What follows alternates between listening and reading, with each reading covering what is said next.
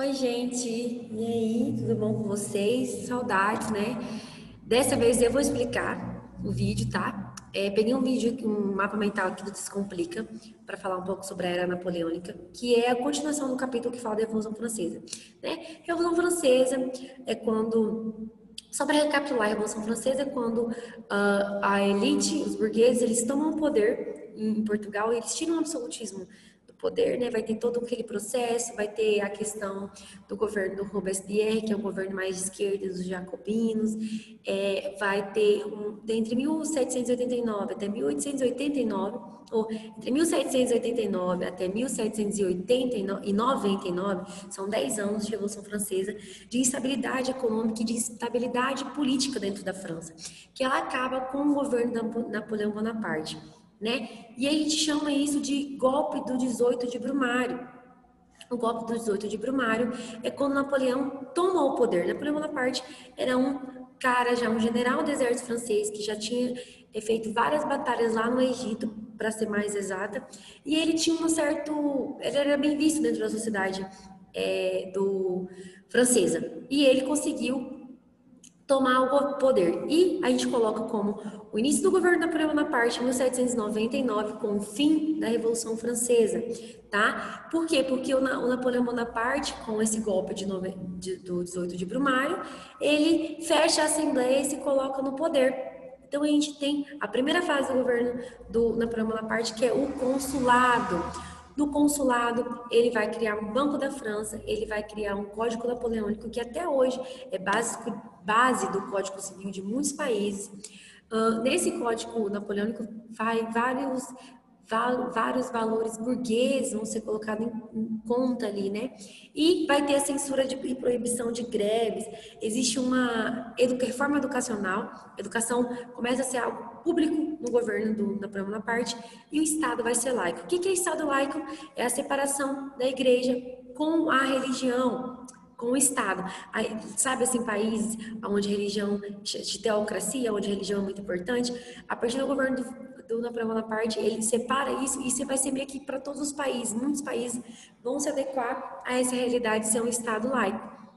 Então, a gente fala o primeiro período do governo do Napoleão Bonaparte de consulado, porque ele era cônsul, tá? Por isso que é consulado, porque o título que ele exercia naquele período era de cônsul. Só que aí ele não vai se dedicar só a ser cônsul, ele vai virar imperador. E o segundo tempo do governo do Napoleão Bonaparte é chamado de império. Nesse período, das coisas mais importantes que a gente tem que saber é o bloqueio continental. Napoleão Bonaparte, ele vai expandir os territórios franceses para muitos lugares. Ele só não chega na Rússia e não chega na Inglaterra.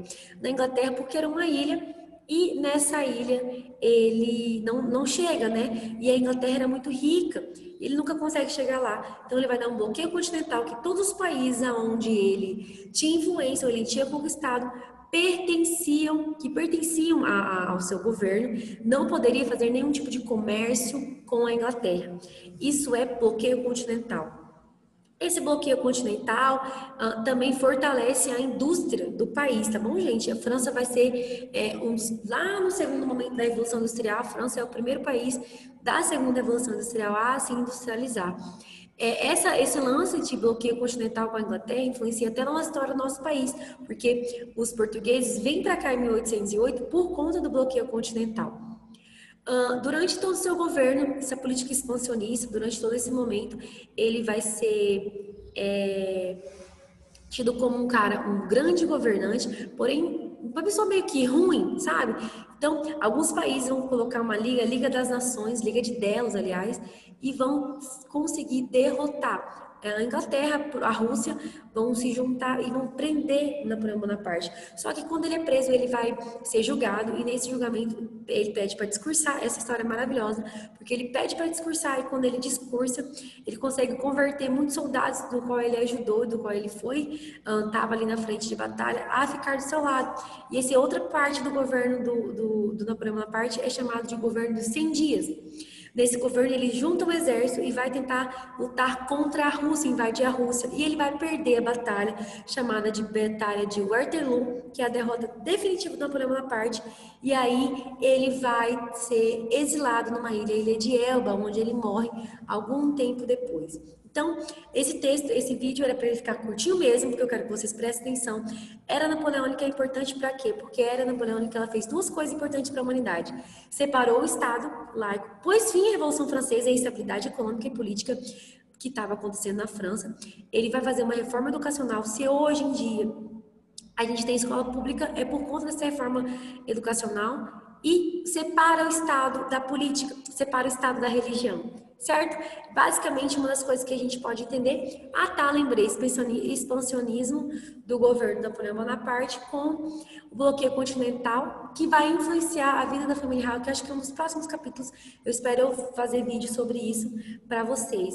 No mais, eu vou passar umas perguntas e uns slides, vou deixar para vocês anexados. Qualquer dúvida, me perguntem, mandem mensagem. Beijo, saudade de vocês. Era para ser um vídeo rápido mesmo, certo? Beijinhos, beijinhos e tchau, tchau.